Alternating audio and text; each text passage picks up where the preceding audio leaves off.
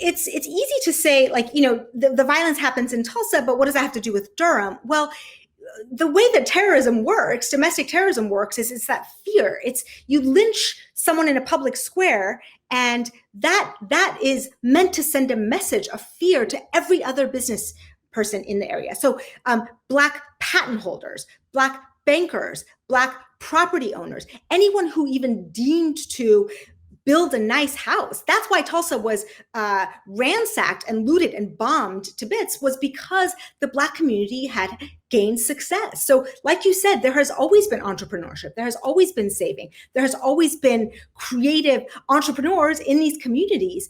But as soon as the resentment grew, there would be these hostile acts of terrorism. And this is where the law never stepped in to protect Black homeowners and Black property owners. And this happened in the North. I mean, Jesse Binga's a Black banker in my book that I focus on, very successful real estate broker, successful Black banker. His house was bombed 10 times and he kept moving back.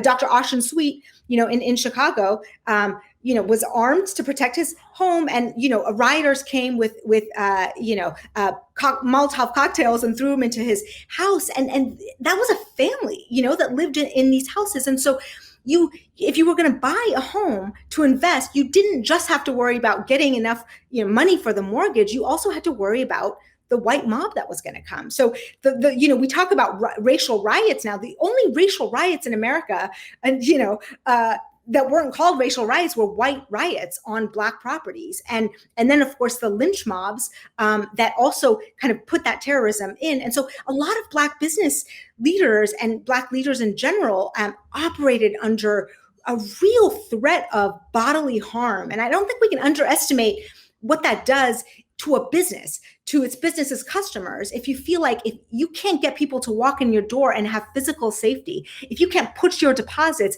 in a white-owned bank. Maggie Walker talks about this. She's the first woman of any race to own a bank. She's the first Black banker in the state of Virginia. And she would put her deposits in a white bank because you have to have some transactions. And sometimes that white banker wouldn't let her withdraw when she needed to. So there was these acts of coercion and violence where the law didn't protect, and it really inhibited that sort of trust in the businesses. And you even think about Ida B. Wells, who was inspired to, and I say inspired in a way that motivated to go out and talk about lynchings after her friends who had a grocery store that white people would come to because it was so good. The white grocer, being angry, came in, tried to kill him. Mm-hmm. He shot one of them, and then they lynched. Mm-hmm. And there was no recourse. No one went to jail. And that seems to be the story on the heels as we fast forward to last summer and the summer of Freddie Gray and the summer of Mike Brown. All they were concerned about is Black people burning down a CVS or Black people looting their own communities. They care about property. Mm-hmm. Mm-hmm. They want to come in and law and order that. Mm-hmm. But all of these communities that were decimated, they never did. So they don't care about property. They only care about white property.